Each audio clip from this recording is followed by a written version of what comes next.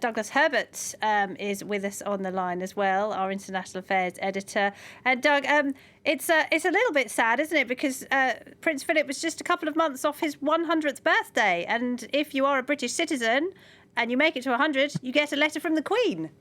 Exactly. He just missed it. And, look, and it was not an easy last year. As you know, he had been suffering health problems for a while and was really rarely seen in public in recent months. And, even though that he and the Queen both got their coronavirus vaccines back in January, he did spend some of the last period in lockdown with the Queen at Windsor Castle. He had moved into Windsor to be closer to her so that they were together, at least in his final months.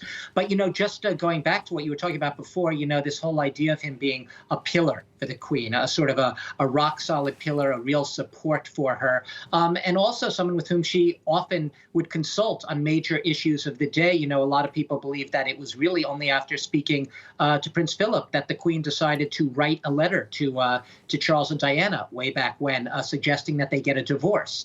So for a lot of the big issues, this is a Queen who often liked to take her own counsel, but she really trusted and confided in Prince Philip as a counsel, but also, and perhaps this is most significant, as a love match, in a very turbulent royal family, a royal family which had seen scandals and divorces and friction through the years and over the decades, especially in more modern times.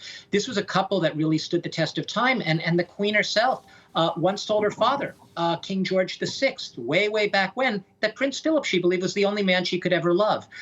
So, it's easy to be cynical and think, oh, these royal marriages, and they must be so unhappy together and forced to live together. No, they were a love match, as far as, the royal biographers will tell you, for 73 years since they got married in 1947, which seems like, several dinosaur eras ago to where a lot of us, where we stand right now. Yeah, they recently celebrated their 73rd wedding anniversary, which, is quite an achievement in a family which, as you say, Doug, has been rocked by numerous divorces and high-profile splits. So we can't go without mentioning the most recent rift in the royal family, that, of course, of the Duke and Duchess of Sussex, a.k.a. Harry and Meghan.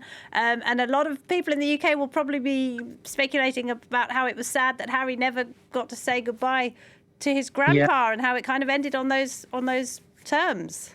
Exactly. And, and beyond that, obviously, that curse, may you live in interesting times. The fact that we're now all going through the COVID era, Harry may be a prince and everything, but he is, there's a question, will they have to sort of lift protocols in order to enable him? And will he, in fact, be able to go back to Britain in order to pay his memorial respects at the planned funeral for Prince Philip, for his grandfather? So, it will be interesting on that level. But yeah, I mean, there's sort of a bitter irony here that Prince Philip did in these latter years, a man who was so eager early on in the Queen's in her reign to sort of be the one seen as modernizing the monarchy. So I know it sounds a little bizarre to say that this man that we all now think of as a tottering old man, frail old man who's 99, he was seen in an interesting way as a modernizer of a very crusty monarchy way back when. He was a pioneer of reality television,